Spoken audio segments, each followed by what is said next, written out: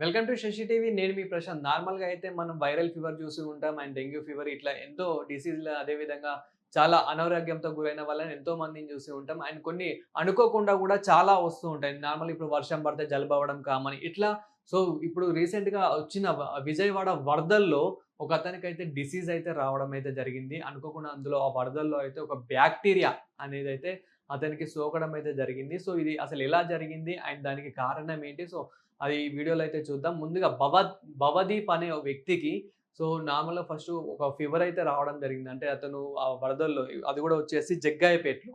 So, Bhavdeep అనే వ్యక్తికి జగ్గాయపేటలో అతని ఇంట్లో ఇట్లా వరదల్లో వాటర్ అయితే రావడం అయితే జరిగింది. సో, ఆ వాటర్ వచ్చినప్పుడు అయితే తను ఉన్న వస్తువులు గానివ్వండి, అదే విధంగా అక్కడ ఉన్న ప్రతి ఒక్కటి తీయడం. సో, అక్కడ ఉన్న వాళ్ళందరికీ మాక్సిమం నీటిలోనే ఒక 2, 3 రోజులు గూడా ఉన్నారు. సో, బిల్డింగ్స్ ఉన్నవాళ్ళు బిల్డింగ్స్ పైకెళ్ళిపోవడం ఇట్లా అవ్వడం అయితే జరిగింది. సో, ప్రతి ఒక్కరికి తెలిసిందే. ఆయన వరదల్లో అప్పుడు దాని తర్వాతయితే తనకి చాలా ఫీవర్ రావడం అయితే జరిగింది. అయితే నార్మల్‌గా ఆర్ఎంపీ డాక్టర్ వచ్చేసి నార్మల్ ఫీవర్ అని అయితే చెప్పడం జరిగింది. దాని తర్వాత టెస్ట్‌లు చేపిసి చాలా పెద్ద డెంగ్యూ ఫీవర్ అండ్ వస్తూ ఉంటుంది.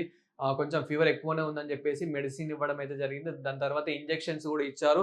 అయినప్పటికీ కూడా తగ్గలేదు. సో, ఇంత ఇలా అయితుందని చెప్పేసి టెస్ట్‌లు చేయించారు.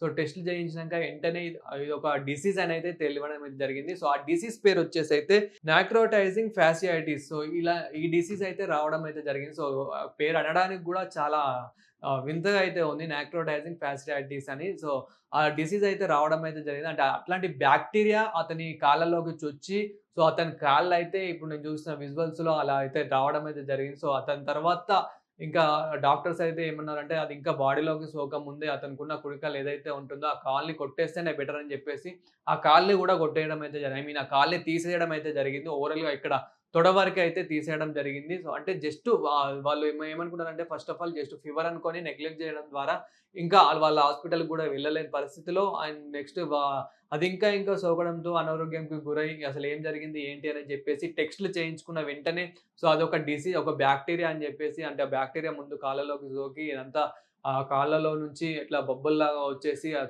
ఆహ్, అది గనక కాలు తీసేయకపోతే గనక అంటే ఏదైతే హాస్పిటల్‌లో ఇప్పుడు తీసేయకపోతే గనక ఇంకా బాడీలోకొచ్చేసి ప్రాణాలకే ప్రమాదం అని జెప్పేసి అక్కడ ఏదైతే మన తొడ ఉందో తొడ వరకైతే కాలు తీసేయడం అయితే జరిగింది. సో, అందుకే ఇట్లాంటి బ్యాక్టీరియాల నుంచి గూడా తప్పించుకోవడం చాలా జాగ్రత్తగా అయితే ఉండాలి. ఇప్పుడు వరదల్లో గూడా ఇలాంటి బ్యాక్టీరియాస్ అయితే చాలా వస్తున్నాయి గాబట్టి తస్మత్ జాగ్రత్తగా ఉండాలని మన శశి టీవీ అయితే కోరుతుంది.